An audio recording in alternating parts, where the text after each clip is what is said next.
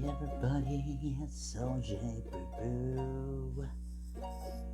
Look, LJ. Okay, that's not good. Anyway, for this episode, my 5th episode, I am doing the Rugrats Hanukkah. And why am I wearing sunglasses? Well, do you see that? The light is blinding me. I'm recording this a few days in advance, but it will go up on December 6th, which is the 25th anniversary of when this first aired in 1996.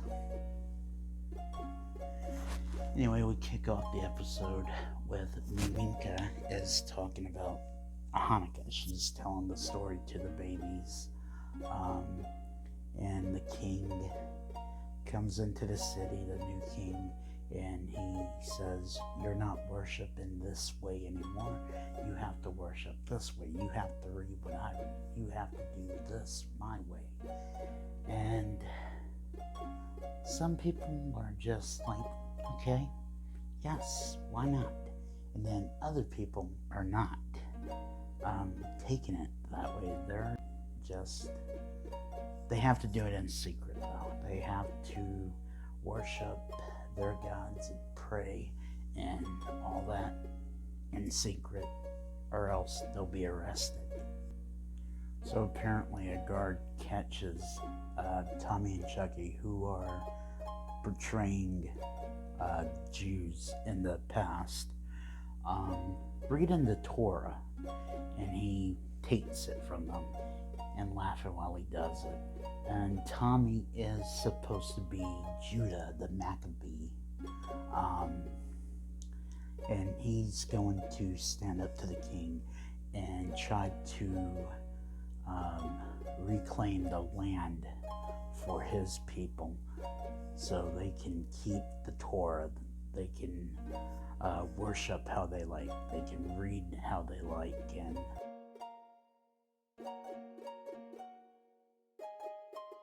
I hope that I am doing this good.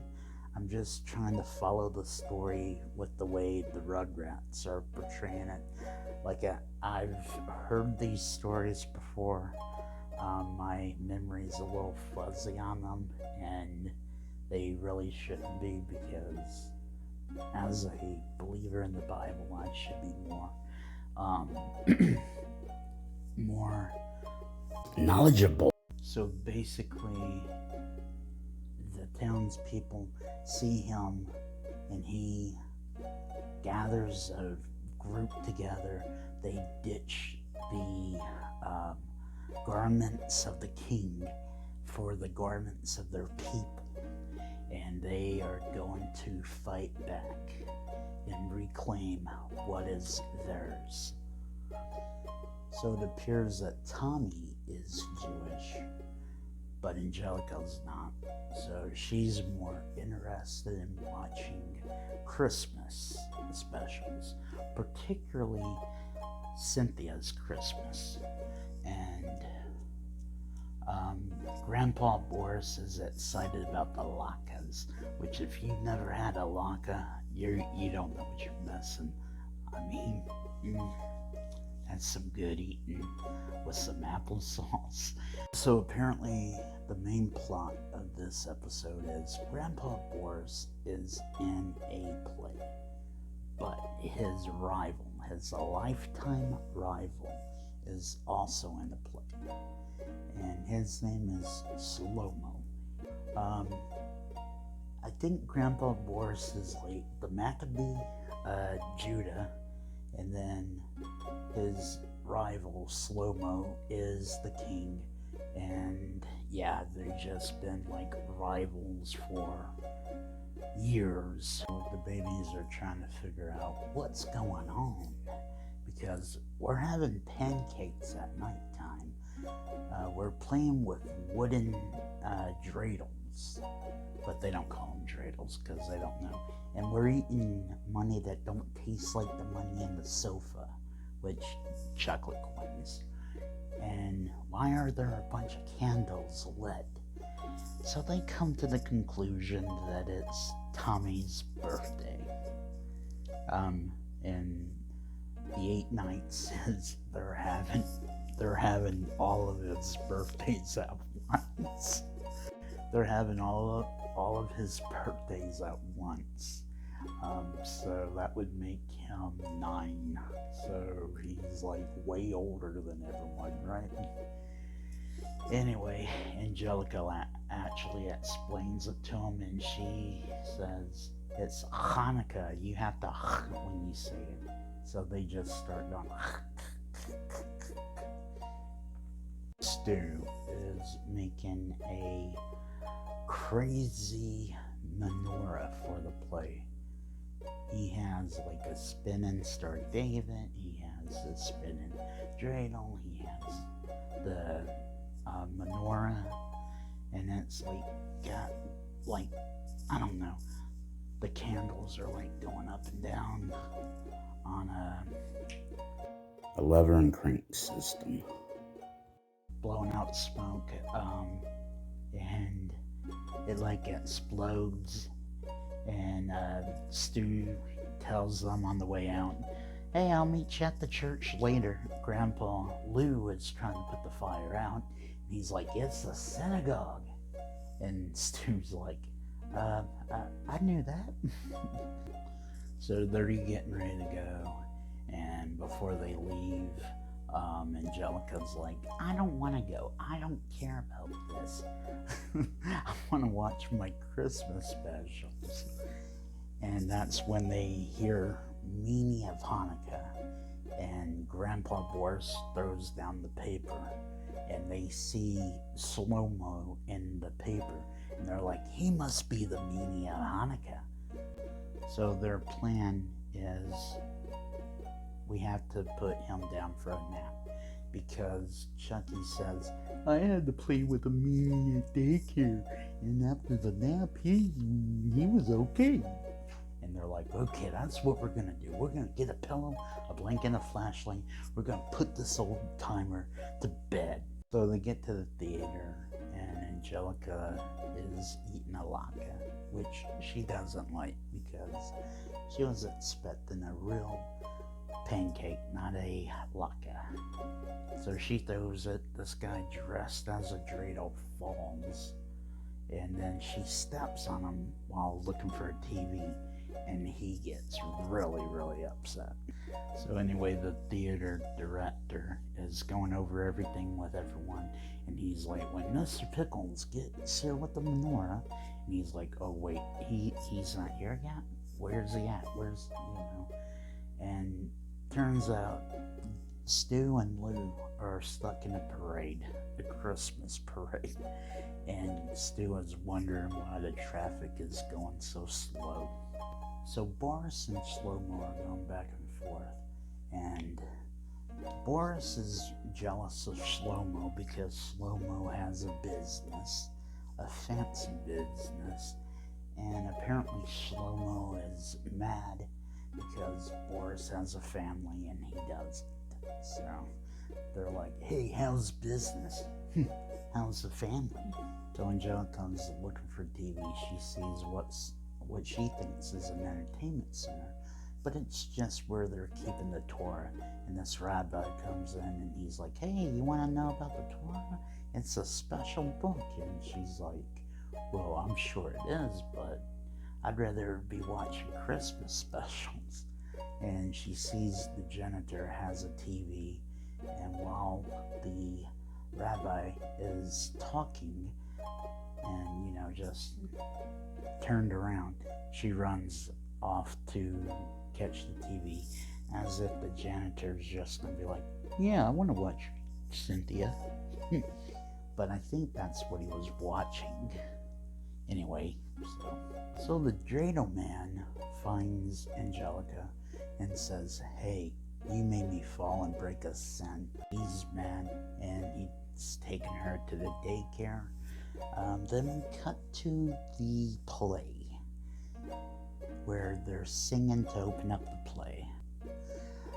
Okay, so the play is going on, and it opens with Boris reading the Torah in slow-mo, enters with two guys playing guards, and he's the king, and he's like, hey, what are you doing? You shouldn't be doing that. And Boris rubs in the family. He's like, I'm reading Torah, and so will my children, and children's children, and children's children. And anyway, just the way that they're doing the play, they're not like looking at each other, they're like looking into the audience. So it's like, I am reading Torah, and it's like, hey, you shouldn't be reading Torah. And it's just funny to me. So Shlomo pokes Boris with a sword, and Tommy, Phil, Lil, and Chucky are like, the meanie, let's get him. And then they bum rush the stage, and they get taken to daycare, and they're crying, and Chanukah says, what's wrong? And they're like, we were trying to help Uncle. We were trying to help Grandpa Boris, but the grown-ups wouldn't let us. Like, why wouldn't they let you? And if something was happening to Uncle, why do I keep saying Uncle Boris? If something kept happening to Grandpa Boris, why wouldn't the grown-ups do something to help him? So Angelica's telling them that they need a TV to put the meanie to sleep, because every time Grandpa Lou turns on the TV, he goes to sleep. But this is just her plan to get the TV so she can watch her special. Typical antagonistic move. So we cut back to Boris and Shlomo, and Boris swings his sword, and Shlomo's pants falls down. He's wearing underwear. He's wearing like the Hertz underwear that was typical for like older cartoons, and they have like a little bra, and Chaz is basically like, I didn't know Hanukkah was so interesting. It's like, what is wrong with this guy? It's like, you should be at an MMA fight or something, dude, not at a freaking Hanukkah play. So they close the curtain on the two fighting. The stage manager comes on, and he brings on the singers so they can sing another song while these two are trying to get everything sorted out. And you can hear fighting sound effects in the background, and it's just, are these two old men like really going at it? Like, come on. They're like, they can barely move for their age. So at their age, I mean, so what are they doing to each other to make all the sounds? So Shlomo reveals to Boris that he's always been jealous of him because he was unable to have a family with his wife. And it's just, it's devastating. And it would really make you feel bad to have a feud with someone for so long, and they revealed to you that they were just jealous of you when you thought they were living such a great life. And it kind of makes you feel bad for this guy. But you know, that's life sometimes, unfortunately. Never know what might be going on with someone. Grandpa Boris is like jealous of the big business, and he thinks that's why Shlomo never had the family. But the reason he never had the family was because he could not. So he hands the crown to Boris, which I'm trying to understand Why would you want to play the king in this when the king is the main antagonist? I don't know. It seems like maybe because it's a big role. I don't know. Maybe they don't have a Judah in this play, and maybe the king's like the big role. I don't know, but it's like he gives him the crown and says, I don't have anyone to share a tradition with. So his wife is dead, so this guy might live alone. He might not have anyone in his life anymore, which is really, really sad. They build this guy up to be like the bad guy, the antagonist, and then it's like he's living this sad life. He's doing well financially, but it's showing you that money is not everything in the long run. But Grandpa Boris does not want to be king, so he gives it to this guy who wanted to be king, but he was actually replacing a guy called Mr. King. So he got confused.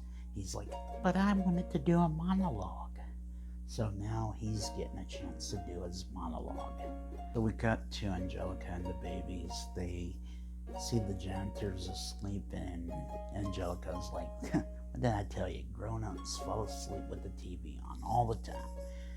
Anyway, Angelica grabs the TV, runs off because she wants to watch her Cynthia special. She bumps into slow-mo, and the TV drops and breaks.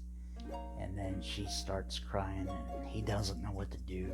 Grandpa Boris comes in, and he's like, I'm trying to leave, but this kid. Angelica's crying the whole time this is going on until Grandpa Boris comes in.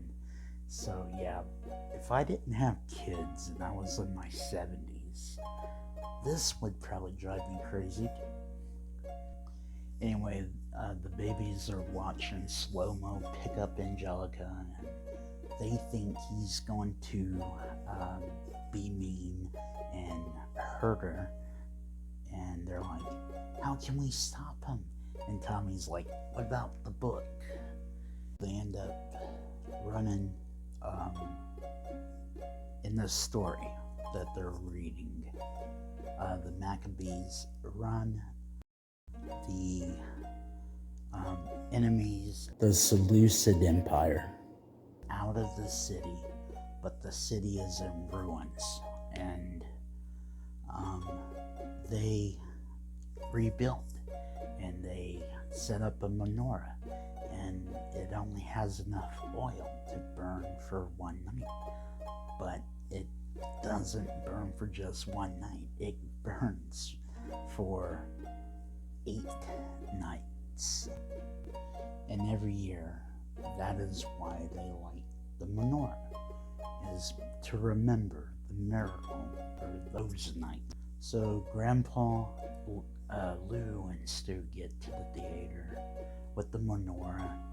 They turn it on, and they interrupt this new king's monologue, which isn't going well because the theater manager is just like, go, the stage manager or whatever. And they burn the curtain, which reveals Grandpa, Boris, Slow-Mo, and the kids. And Slow-Mo is asleep. Boris wakes Slow-Mo up, and they give like an ending saying that may it be that our kindling, the children, carry on the tradition of Hanukkah. And at the end, Grandpa Boris and Slow-Mo, they like put their arms around each other, and they start doing like a little Jewish song and a little Jewish dance, which just shows when you get to know people better, when they let you on the inside and you get to know them better. You can get along with them. You just have to understand them. And even if you're not Jewish, even if you have no ties to Judaism, Christianity, or anything with the Bible, this is still a good lesson to learn, because they spent years at each other's throats because they thought this about someone and they thought this about, but in the end they find out what's really going on. They find out why this person is the way they are, and they get a better understanding. They make up, and now it looks like they're buddies, even though I don't think they ever see this guy again, which is kind of disappointing, because it would be interesting if they did like another Hanukkah special with these two actually getting along. And then the guy who was the king, the third king actually, Slow-Mo, Boris, and then the other guy, he's trying to sabotage the play because he's mad because you ruined it, and they overshadowed him, I guess, outstaged him. Anyway, I hope you enjoyed this piece. Happy Hanukkah if you celebrate it.